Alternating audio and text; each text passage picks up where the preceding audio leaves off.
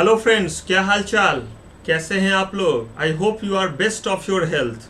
आइए, हम लोगों ने लास्ट क्लास में अपने securities law and capital market का कंप्लीट एनालिसिस किया था कि आखिर हम इस सब्जेक्ट को पढ़ेंगे कैसे। मैंने आपसे डिस्कस किया, हाईली टेक्निकल पेपर है, बहुत सारे प्रैक्टिकल क्वेश्चन इससे पूछे जाते हैं, केस लॉ पूछा जाता है, बट बहुत स्कोरिंग पेपर है। यानी कि अगर आपने चीज़ों को सही तरीके से समझा, चीज़ों को अच्छे तरीके से जो है वो पढ़ा, तो मार्क्स भी बहुत अच्छे आते हैं।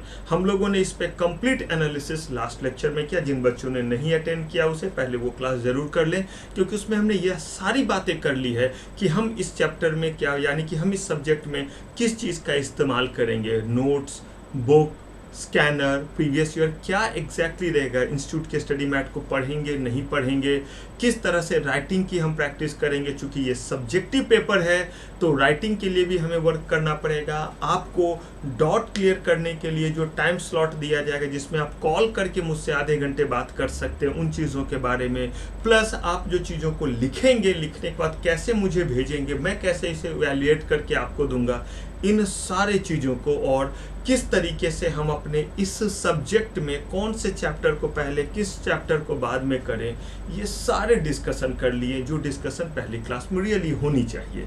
और तब हमने शुरू किया था उसमें ही, उसी क्लास में, स्ट्रक्चर ऑफ कैपिटल मार्केट के बारे में, जहां हमने जो है वो बेसिक सारे चीज़ को देखा था कि किस तरीके से हमारा सिक्योरिटीज लॉ जो है वो कैसे जनरल एक्टिविटी से निकल करके आया है। इसका मतलब ये है कि कैसे हमारे डे टू डे लाइफ में जैसे हम चीज़ों के साथ इंटरेक्ट करते हैं, बिल्कुल उसी पैटर्न पे निकल करके हमारा सिक्योरिटी लॉ आया। मतलब हम लोगों ने अपने जनरल लाइफ को और इधर सिक्योरिटीज लॉ वाले जो है वो लाइफ को जो है वो एक दूसरे के साथ ला करके इकट्ठा कर दिया था। यहाँ पे हमने स्ट्रक्चर ऑफ कैपिटल मार्केट पढ़ना शुरू किया था, लेकिन ये जब शुरू किया तो हमने एक डिस्कशन स्टार्ट किया था, और वो डिस्कशन था कि भाई कंपनी, जितनी भी कंपनी है हमारे यहाँ, या तो किसी सामान को बनाती है या फिर कोई सर्विस प्रोवाइड करती है। इन दोनों ही केस में उन्हें अपने प्रोजेक्ट के लिए जरूरत होती है पैसे की। अगर उन्हें पैसे की जरूरत है तो दूसरी तरफ हमारे सामने वैसे लोग भी हैं जिनके पास पैसे आइडल पड़े हुए हैं। आइडल पड़े होने का मतलब ये हुआ कि उनके पास ये पैसे रखे हुए हैं, वो इस पैसे को अभी इस्तेमाल नहीं करना चाहते, क्योंकि उनके पास जो खर्च है उस खर्च के बाद का ये पैसा है। यानी उनकी इच्छा जरूर है कि जो पैसे उनके पास है उसे और इंक्रीज किया जाए और बढ़ाया जाए। यानी कि एक तरफ आइडल मनी जो रखा हुआ है, दूसरी तरफ किसी के पास शानदार आइडिया, शानदार प्रोजेक्ट जिसे शुरू करने के लिए पैसे की जरूरत है। अगर वो पैसे उन्हें मिलेंगे नहीं तो वो सामान बनेगा नहीं, वो सामान बनेगा नहीं तो हमें जिन प्रोडक्ट्स और जिन सर्विसेज की जरूरत है वो हमें कौन प्रोवाइड करेगा, हमारे कंट्री का इकोनॉमिक सिस्टम चलेगा कैसे। इन्हीं चीजों को ध्यान में रख करके जो है वो एक सिस्टम बनाया गया, और उस सिस्टम का नाम पड़ा फाइनेंशियल सिस्टम। क्यों नाम दिया गया इसे फाइनेंशियल सिस्टम, बहुत डिटेल में हमने पढ़ा था, फिर भी छोटा सा डिस्कशन ताकि इसमें हम एक तरह का जो है वो कहिए सिमेट्री बना लें कि भाई इस चीज को डिस्कस क्यों किया था।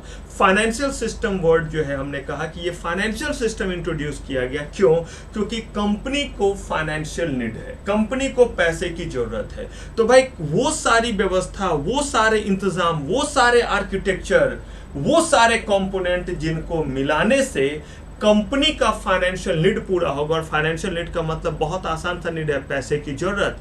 कंपनी को जो पैसे चाहिए वो किस तरीके से उन तक पैसा पहुंचेगा, और वो लोग जिनके पास पैसे आइडल पड़े हुए, किस तरीके से वो अपना आइडल मनी इन लोगों तक पहुंचा सकते हैं, किस तरीके से जो है वो अलग अलग तरह के इंस्ट्रूमेंट में लगा सकते हैं, किन लोगों की मदद से ऐसा कर सकते हैं, कौन से लोग पैसे लगाने वाले होंगे। यही सारे के सारे तो कंपोनेंट हैं जो मिलकर के जो है वो फाइनेंशियल सिस्टम को बनाएगा, और इसके बाद ही जो है वो कंपनी का फाइनेंशियल नीड पूरा होगा। तो इस फाइनेंशियल सिस्टम के बड़े सारे कंपोनेंट हैं, यानी बड़े सारे जो है वो पार्ट्स हैं जिससे मिलकर के ये फाइनेंशियल सिस्टम बना है, जो कंपनी के फाइनेंशियल नीड को पूरा करेगा, उन तक उनके प्रोजेक्ट के लिए पैसे पहुंचाएगा। जिसमें 4 major component, financial market, product, intermediaries, capital market, investment institutions, ये सारे के सारे आपके अलग अलग चैप्टर्स हैं। करेंगे भाई, अभी तो हम चैप्टर्स कैसे बना है उसकी ही कहानी पढ़ रहे हैं।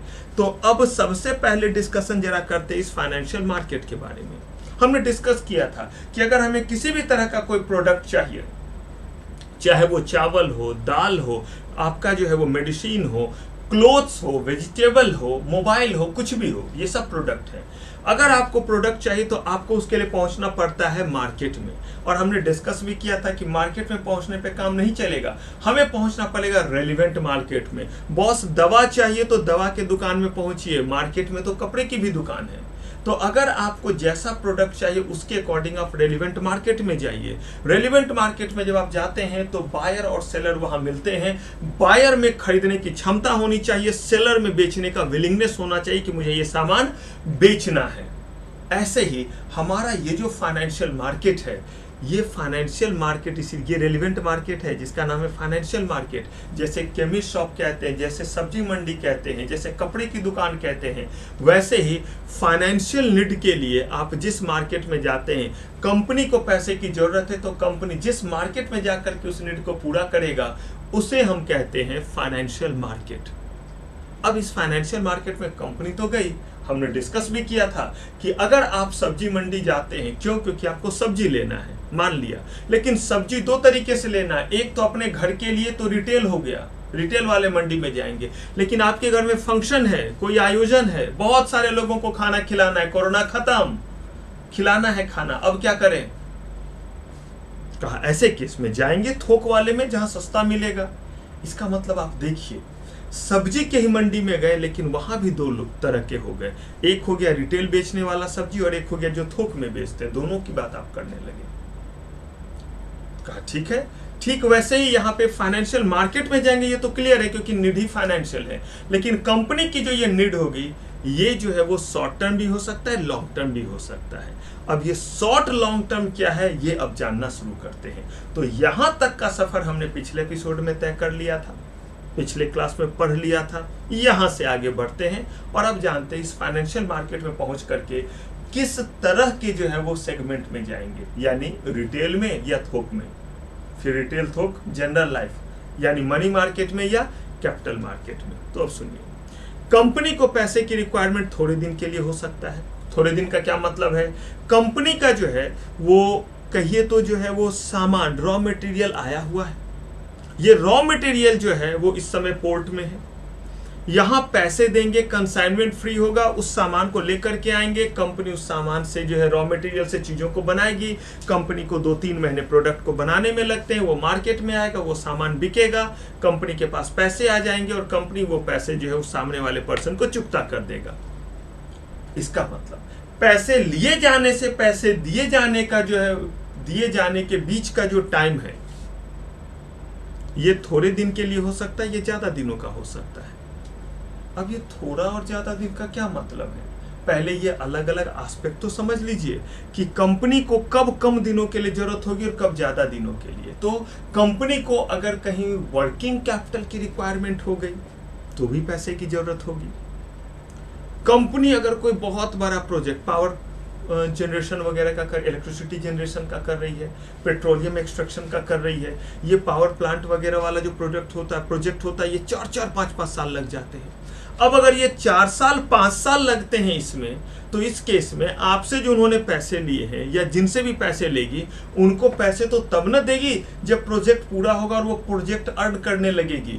तो याद रखिए, जिस समय आपसे लिए हुए पैसे कंपनी जो है वो सूद समेत वापस कर दे। आप कहिएगा सर इसमें सूद और इंटरेस्ट कहाँ से आ गया? कहने का मतलब है जिस टर्म कंडीशन के साथ लिया है वो सारे टर्म कंडीशन दे करके रिश्ता नाता खत्म, तो वो हो गया आपका जो है वो नीड का पूरा होना। जैसे अगर मान लीजिए मुझे पैसे की जरूरत है, मैंने किसी से 1 लाख रुपए लिए, मैं उसको कहता हूं कि 3 साल में पैसे दूंगा, लेकिन हर साल जो है वो 10% का इंटरेस्ट दूंगा। तो 1 लाख रुपए के लिए पहले साल में मैंने जो है वो 10% यानी कि 10,000 दिया, दूसरे साल में भी 10,000 दिया, तीसरे साल में भी मैंने जो है वो 10,000 दिया, लेकिन तीसरे साल के खत्म होने के बाद मुझे ये 1,00,000 रुपए भी देने पड़ेंगे। तो जब ये 1,00,000 रुपए भी वापस दे दूंगा तब वो रिश्ता नाता खत्म, और ये माना जाएगा कि मेरा फाइनेंशियल नीड 3 साल के लिए था। ये नहीं कि पहले साल इंटरेस्ट दे दिया तो मेरा फाइनेंशियल नीड 1 ही साल का था, बिल्कुल नहीं। जब मैं सारे उसके पैसे जो है वो दे देता हूँ, वापस कर देता हूँ, उसके साथ सारा अकाउंट मेरा क्लियर, तो इसका मतलब मेरा फाइनेंशियल नीड पूरा हो गया। ठीक वैसे ही कंपनी जब सारे के सारे चीज जो है वो चुकता कर दे तो उसका फाइनेंशियल नीड खत्म। तो देखिए जरा, कंपनी को वर्किंग कैपिटल चाहिए, क्यों भाई? तो कंपनी जो है वो रॉ मटेरियल खरीदेगी, 4 महीने के भीतर उसका सामान, उसका जो प्रोडक्ट साइकिल है उसके अकॉर्डिंग 4 महीने में जो है वो सामान बन करके तैयार हो जाएगा, और बन करके तैयार होने के बाद क्या होगा, उसे बेचा जाएगा, और बेचने के बाद पैसे आएंगे, जिससे लिया है उसको वापस कर देंगे। कहा ठीक है।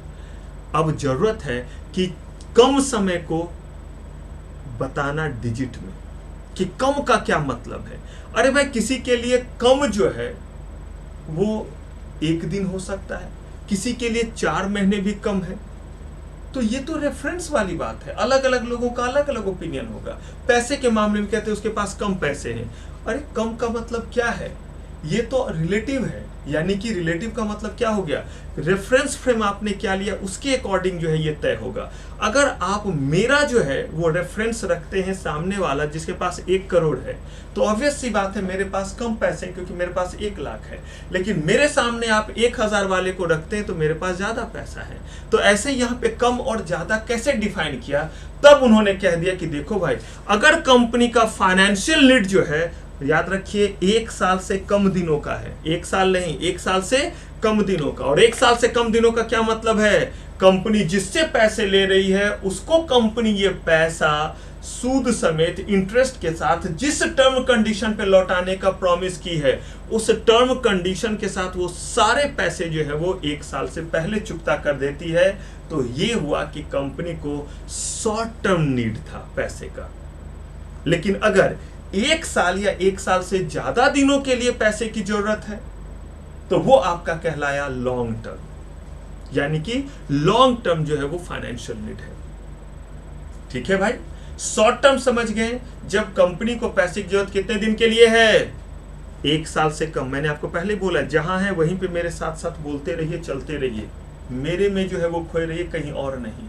तो अगर कंपनी को पैसे की जो रिक्वायरमेंट है वो 1 साल से कम दिनों की है, तो इस केस में ये क्या कहलाया? 1 साल से कम दिनों के लिए है तो ये कहलाया short term need.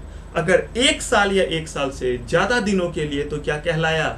Long term need. ये मत कहिए सब कितने दिनों के लिए, अरे बोला तो 1 साल या 1 साल से ज्यादा दिनों के लिए, जितना भी है वो लॉन्ग टर्म नीड कहलाया। अगर आपको सब्जी चाहिए अपने घर के लिए, खाने पकाने के लिए, तो रिटेलर ठेले वाले के पास जाइए, ले लीजिए।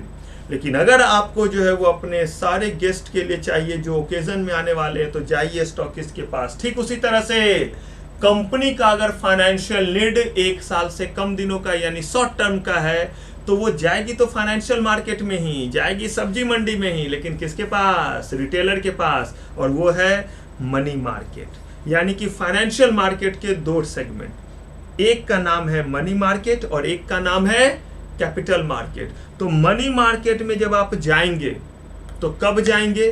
तो मनी मार्केट में आप तब जाएंगे जब आपका फाइनेंशियल नीड 1 साल से कम दिनों का है। कैपिटल मार्केट में आप फंड रेज करने के लिए कब जाएंगे? जब आपका नीड 1 साल या उससे ज्यादा दिनों का है।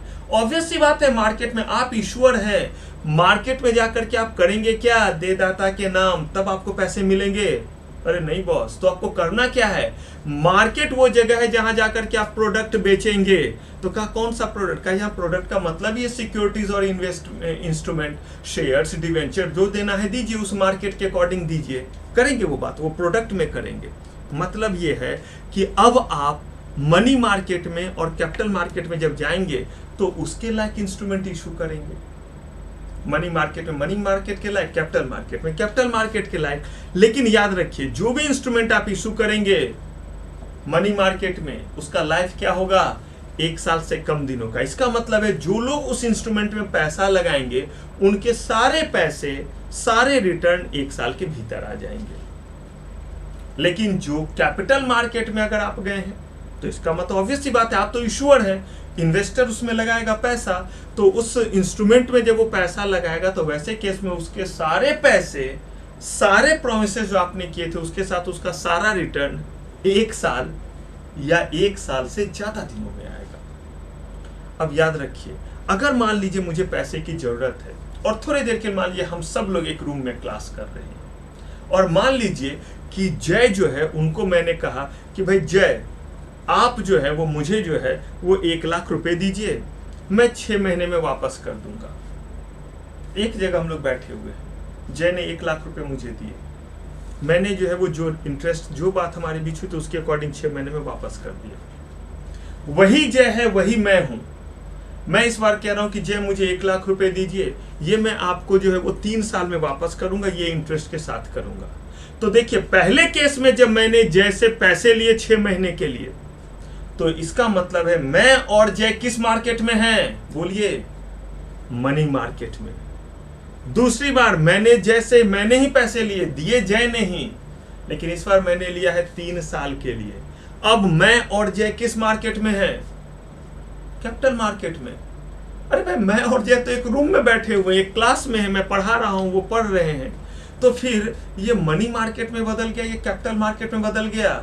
तब इन्होंने कहा कि भाई मनी मार्केट और कैपिटल मार्केट कोई फिजिकल प्लेस नहीं होता है जहां पे बैनर और बोर्ड लगा हुआ रहता है और लिखा रहता है मनी मार्केट में आपका स्वागत है, कैपिटल मार्केट में आपका स्वागत है। कहा भाई ऐसा कोई मार्केट नहीं होता है रियल में।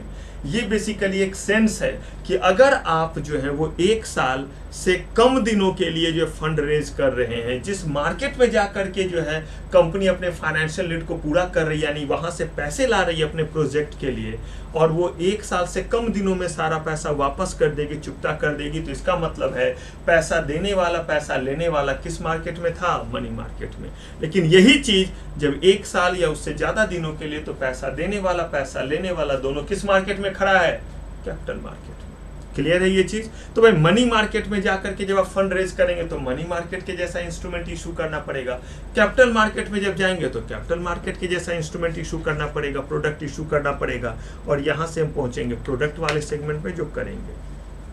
अब देखिए इस कैपिटल मनी मार्केट को भी फिलहाल छोड़ रहे हैं क्योंकि मनी मार्केट हमें पढ़ना ही नहीं है, हमारे सिलेबस में नहीं है। प्रोफेशनल लेवल पे जब आपसे मेरी मुलाकात होगी तो बताऊंगा, तो ये आपका प्रोफेशनल में है कैपिटल मार्केट। अब इस कैपिटल मार्केट में समझ में तो आ गया कि 1 साल या उससे ज्यादा दिनों के लिए आपको क्या मिलेगा? फंड मिलेगा, पैसे आप लेंगे, फाइनेंशियल नीड है। लेकिन सोचिए जरा, 1 साल या उससे ज्यादा दिन के लिए पैसे कैसे कैसे ले सकते हैं? कंपनी बैंक में जाएगी और बैंक को बोलेगी कि हमें कर्ज दो, पॉसिबल?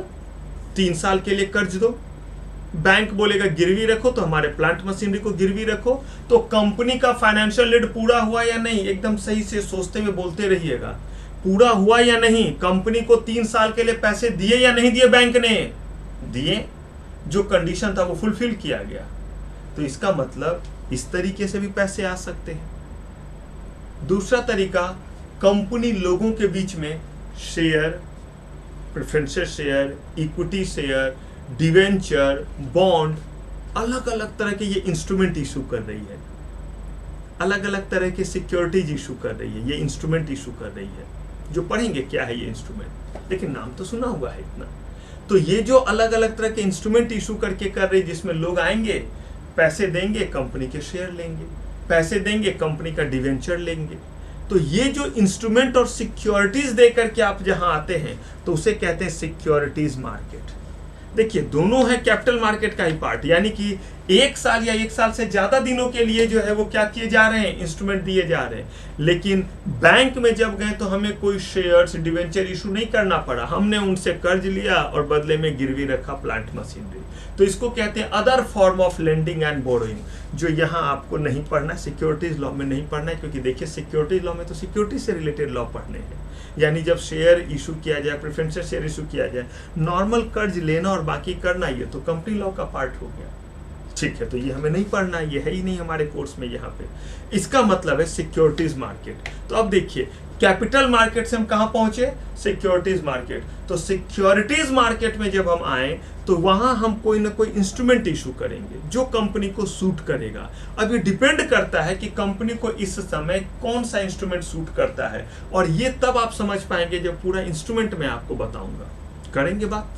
तो चलिए अब हम पहुंचे फाइनेंशियल मार्केट। फाइनेंशियल मार्केट के हम पहुंचे दो सेगमेंट में, मनी मार्केट और कैपिटल मार्केट। कैपिटल मार्केट का दो सेगमेंट, एक सेगमेंट हमारा क्या हो गया, सिक्योरिटीज मार्केट, जहां डिफरेंट डिफरेंट तरह के इंस्ट्रूमेंट और शेयर इशू करके आप जो है वो क्या करते हैं, लोगों से फंड रेज करते हैं। और दूसरा हुआ other form of lending and boring, जहां जाकर के आप कर्ज लेते हैं। चलिए तो पहुंच गए हम सिक्योरिटीज मार्केट पे।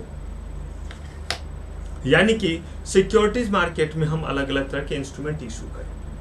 ध्यान से सुनिएगा। अब ये जो सिक्योरिटीज मार्केट है, इसके दो एस्पेक्ट हैं, दो पहलू हैं। एक का नाम है प्राइमरी मार्केट और एक का नाम है सेकेंडरी मार्केट। घबराइएगा नहीं, ये प्राइमरी मार्केट में टोटल 5 चैप्टर पढ़िएगा, सेकेंडरी मार्केट में भी 4 चैप्टर पढ़िएगा। ये सब समझिए एक तरह से सिलेबस है अभी आपके सामने। तो ये जो हमारा सिक्योरिटीज मार्केट है का, इसके दो पार्ट है। कहा कौन सा, प्राइमरी मार्केट और सेकेंडरी मार्केट। कहा ये प्राइमरी मार्केट क्या हुआ, कहा प्राइमरी मार्केट का मतलब हुआ कि कंपनी को जब जब पैसे की जरूरत होगी, जब जब कंपनी जब भी इशू करेगी इंस्ट्रूमेंट, हमेशा प्राइमरी मार्केट में करेगी। अब और डिटेल में करेंगे बाद जब हम लोग प्राइमरी मार्केट पूरा पढ़ेंगे। ये तकरीबन जो है 30 मार्क्स के आसपास का, 30 मार्क्स के आसपास का सिर्फ प्राइमरी मार्केट।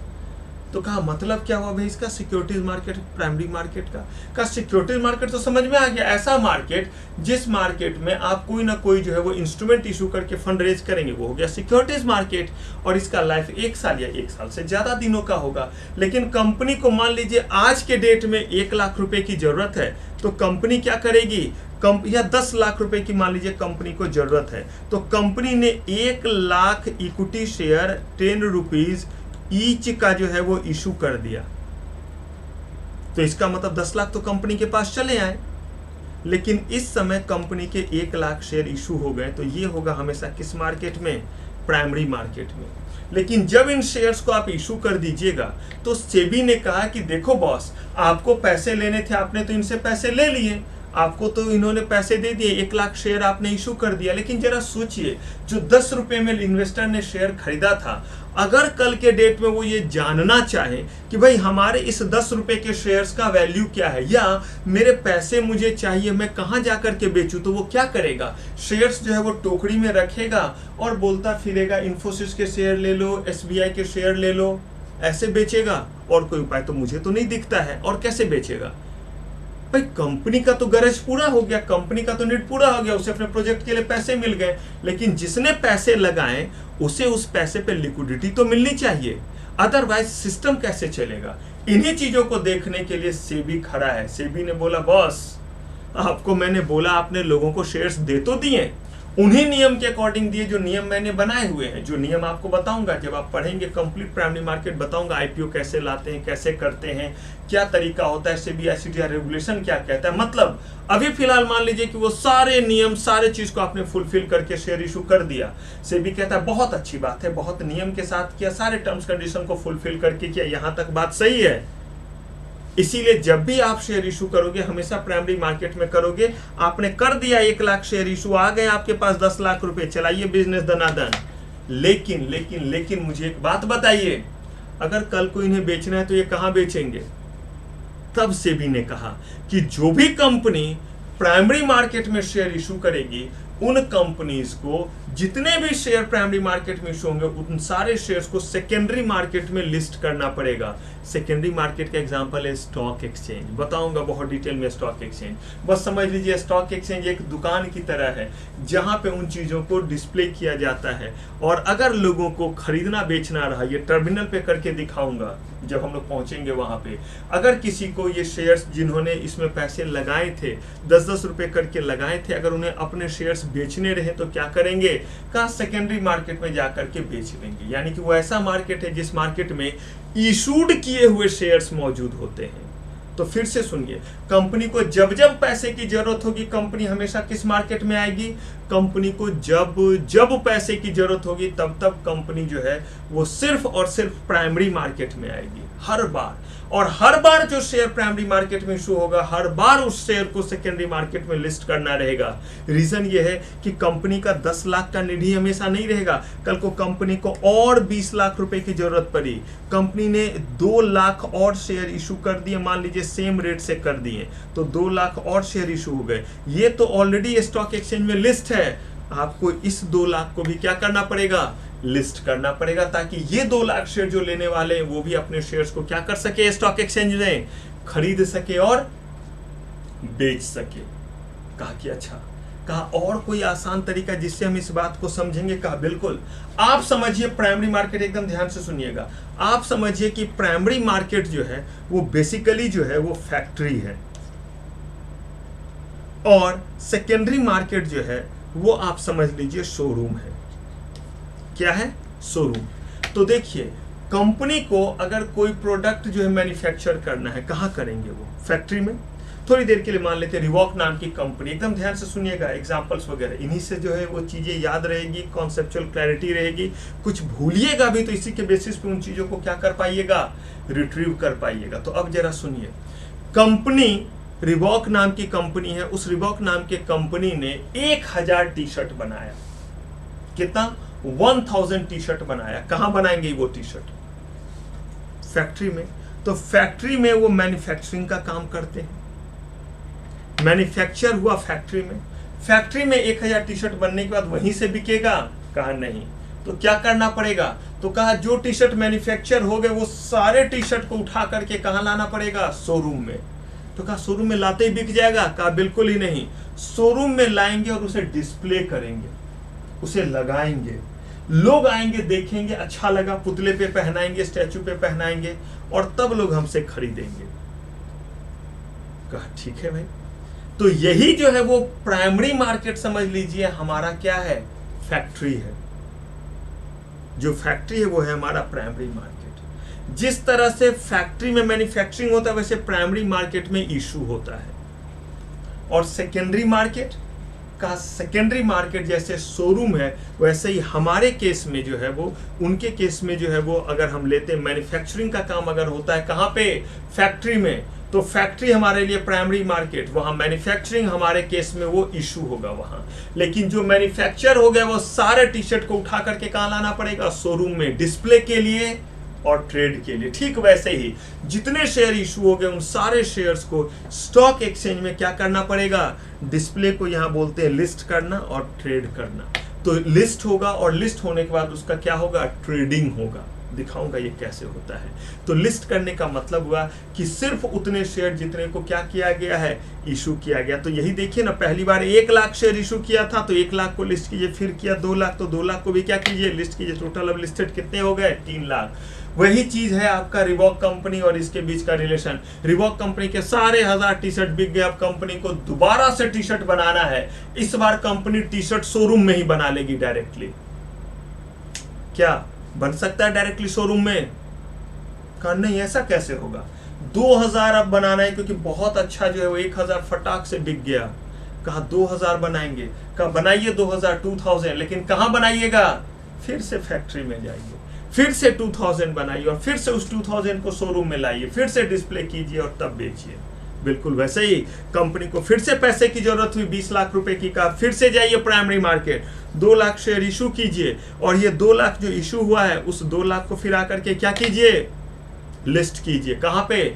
सेकेंडरी मार्केट में, स्टॉक एक्सचेंज में। अब स्टॉक एक्सचेंज में कौन कौन है, बीएसई, एनएसई, सारी बातें आगे होंगी। तो ये बात समझ में आया हमारा कि जो हमारा फाइनेंशियल सिस्टम है, क्या बना फाइनेंशियल सिस्टम भाई? फाइनेंशियल सिस्टम वो सिस्टम है जो फाइनेंशियल नीड को पूरा करने के लिए बनाया गया। कंपनी को प्रोजेक्ट के लिए पैसा चाहिए तो इसके लिए उन्हें इस फाइनेंशियल सिस्टम में इन करना पड़ेगा। और इस फाइनेंशियल सिस्टम में 4 मेजर कंपोनेंट है जिसके रहने से फाइनेंशियल नीड कंपनी का पूरा होता है। और जिनके पास आइडल मनी है वो आइडल मनी कहीं पे लगा सकते हैं। कहा ठीक है, कौन से कंपोनेंट? तो कहा पहला जो है वो मार्केट है आपका, फाइनेंशियल मार्केट। दूसरा आपका जो फाइनेंशियल प्रोडक्ट है। तीसरा इंटरमीडियरी। चौथा जो इन्वेस्टमेंट इंस्टीट्यूशंस का। फाइनेंशियल मार्केट में 2 बातें हैं। अगर आपका फाइनेंशियल नीड 1 साल या आपका नीड 1 साल से कम दिनों का है तो आप कहाँ पे आएंगे? मनी मार्केट में। अगर 1 साल या उससे ज्यादा दिनों का है तो कैपिटल मार्केट में। कैपिटल मार्केट का मतलब है 1 साल या उससे ज्यादा दिनों के लिए पैसे की जरूरत है, बैंक जाकर के कर्ज ले लीजिए, लोन ले लीजिए, का other form of lending borrowing not in our course. लेकिन आप जो है वो बाहर आते हैं, लोगों के बीच जाते हैं और उनके बीच में shares, debenture, preference share, bond ये सब इशू करते हैं, तो इसका मतलब है आप कैपिटल मार्केट के किस सेगमेंट में हैं? सिक्योरिटीज मार्केट में। सिक्योरिटीज मार्केट में दो बातें हैं, जब जब आपको पैसे की जरूरत है एज बीइंग अ कंपनी, आप हर बार प्राइमरी मार्केट में शेयर इशू करेंगे, हर बार करेंगे इशू ऑफ सिक्योरिटीज। कहां पे? प्राइमरी मार्केट में। जितने भी शेयर इशू करेंगे उन सबको हर बार आपको क्या करना पड़ेगा? सेकेंडरी मार्केट, स्टॉक एक्सचेंज में जो है वो लिस्ट करना पड़ेगा, जहां उसकी क्या होगी? ट्रेडिंग होगी, ताकि लोगों को लिक्विडिटी मिल सके। कहने का मतलब अब हमारा इसमें से एक सेगमेंट खत्म है जिसका नाम है फाइनेंशियल मार्केट, और वो था किसका एक पार्ट? Financial system. तो फाइनेंशियल सिस्टम के ये 4 पार्ट आपके 4 जो है वो कई चैप्टर हो गए। तो हमने जो है वो फाइनेंशियल मार्केट वाला जो है पोर्शन कर लिया।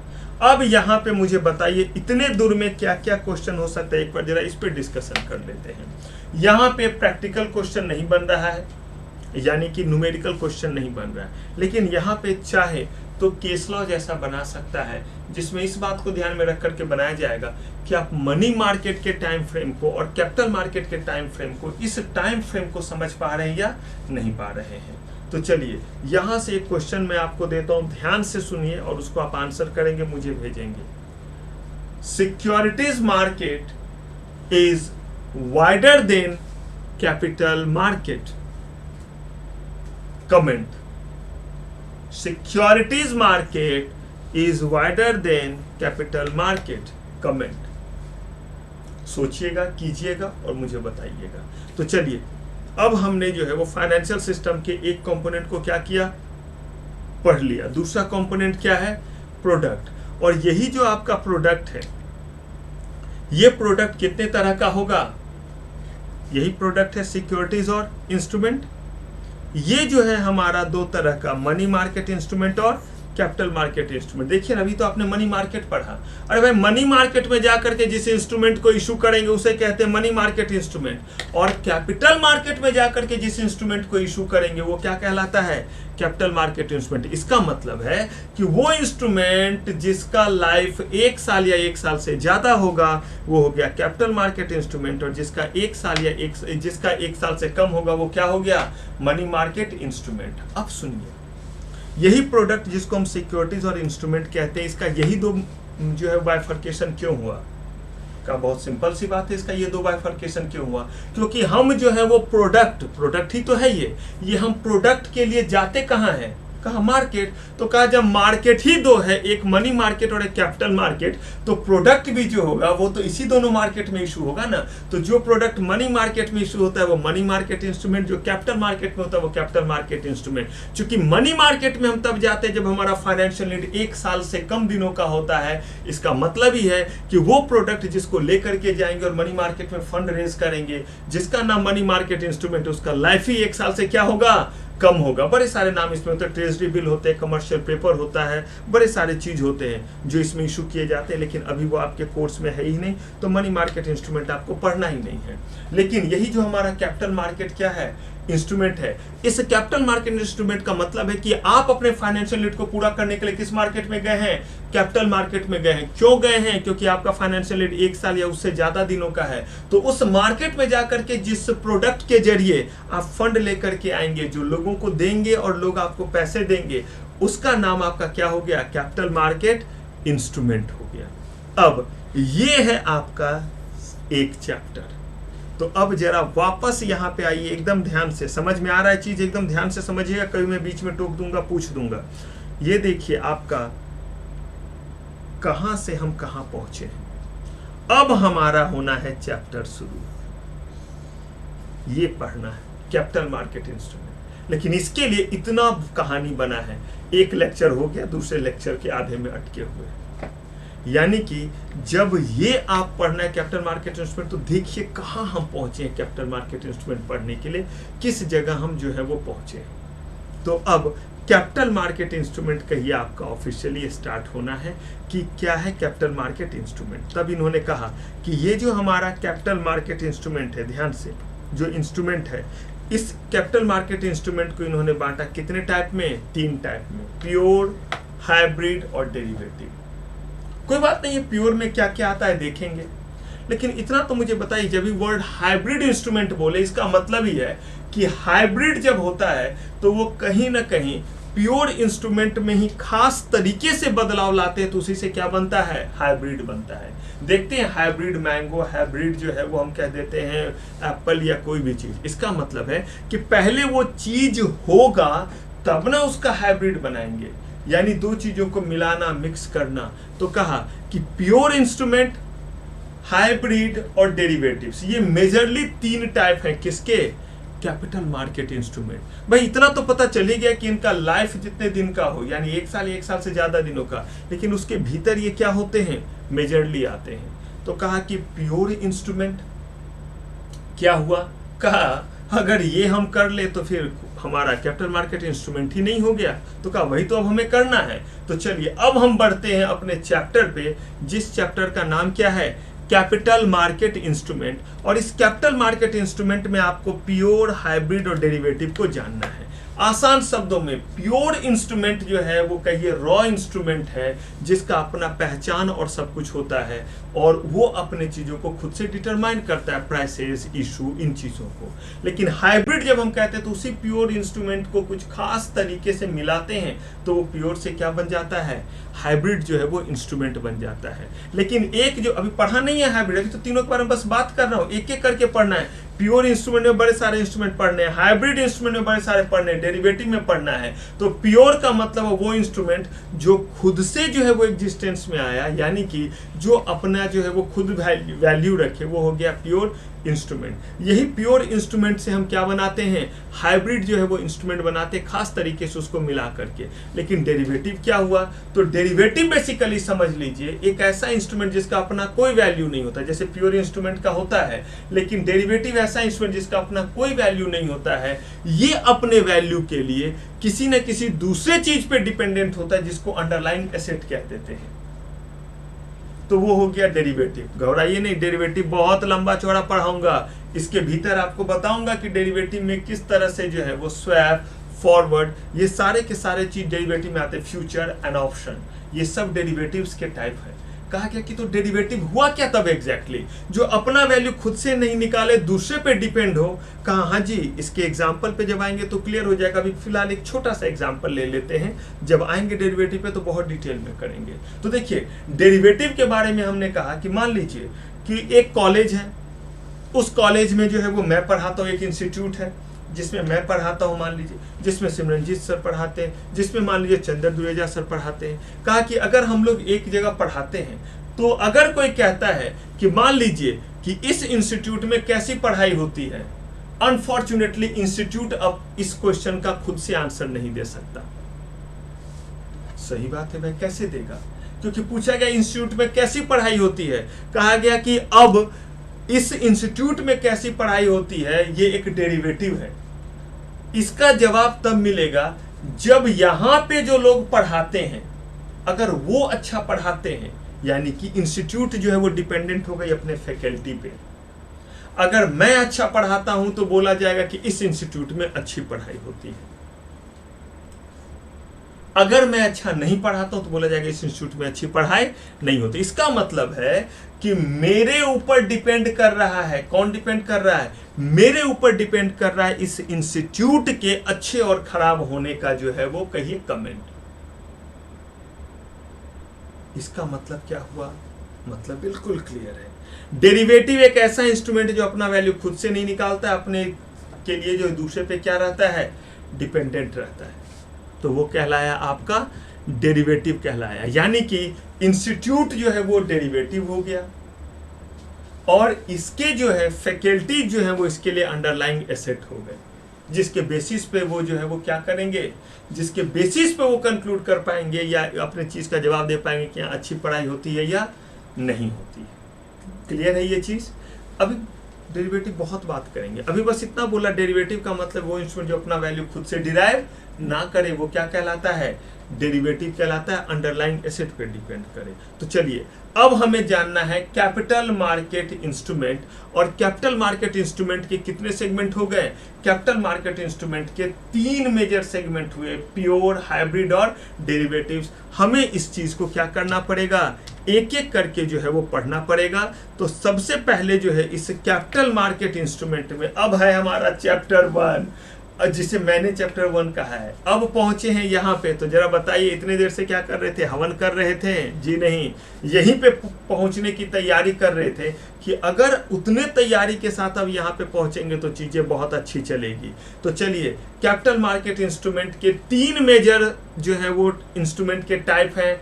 एक का नाम है प्योर, एक का नाम है हाइब्रिड, एक का नाम क्या है, डेरिवेटिव्स। तो अब एक एक करके पढ़ते हैं। तो सबसे पहले बारी आती है किसकी, प्योर इंस्ट्रूमेंट की।